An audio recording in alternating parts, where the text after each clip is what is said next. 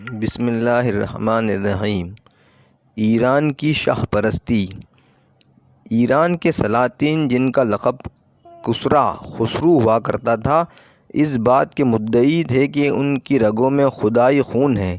اہل ایران بھی انہیں اسی نظر سے دیکھتے تھے، گویا وہ خدا ہیں۔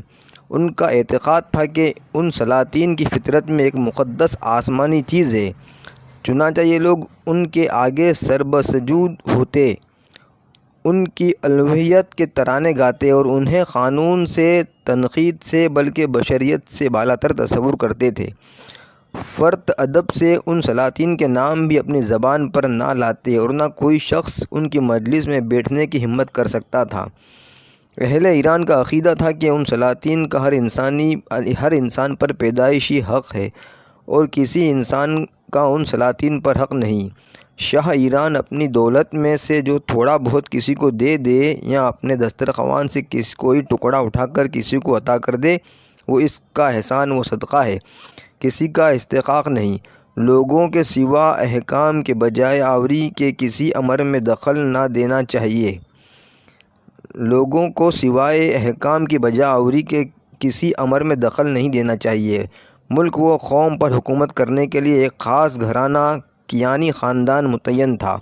اہل ایران سمجھتے تھے کہ صرف اسی گھرانے کے افراد تخت و تاج کے وارث اور ملک و سلطنت کے مالک ہو سکتے ہیں، اور یہ حق وارثتاً بیٹے کو باپ سے نسلاً بعد نسل منتقل ہوتا رہے گا۔ اس حق میں کسی کو دست درازی کی مجال نہیں۔ چنانچہ یہ لوگ بادشاہ وقت پر ایمان رکھتے تھے اور حکومت کو شاہی خاندان کا موروثی حق سمجھتے تھے کہ کسی میں کسی کو دم مارنے کی مجال نہ تھی۔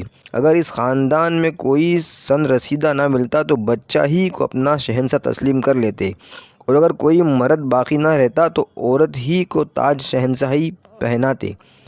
چنانچہ شیرویہ کے بعد اس کے 7 سالہ بچہ اردشیر کو شہنشاہ تسلیم کیا گیا، اور خسرو پرویز کے بیٹے فرخ زاد خسرو کو طفلی کی حالت میں لوگوں نے بادشاہ بنایا، اور کسریٰ کی لڑکی بوران بھی تخت نشین ہوئی، اور دوسری بیٹی جس کا نام آزرمی دخت تھا وہ بھی حکومت کر چکی ہے۔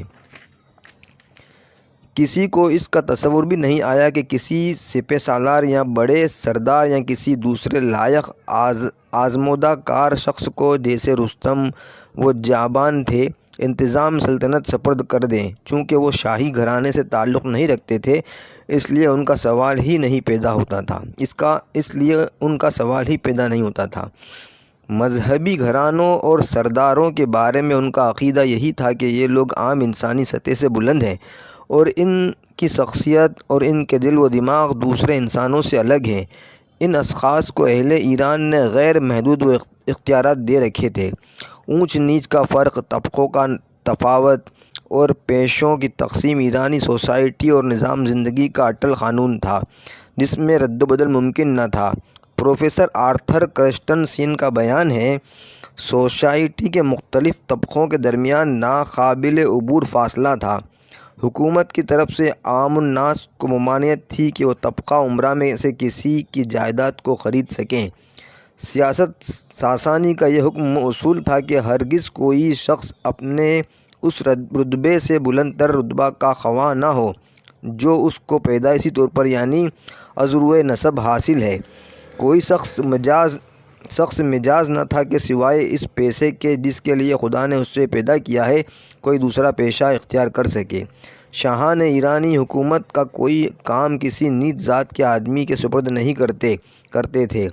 عوام الناس کے مختلف جماعتوں میں نہایت شرعی امتیاز تھا۔ سوسائٹی میں ہر شخص کی ایک معین جگہ تھی۔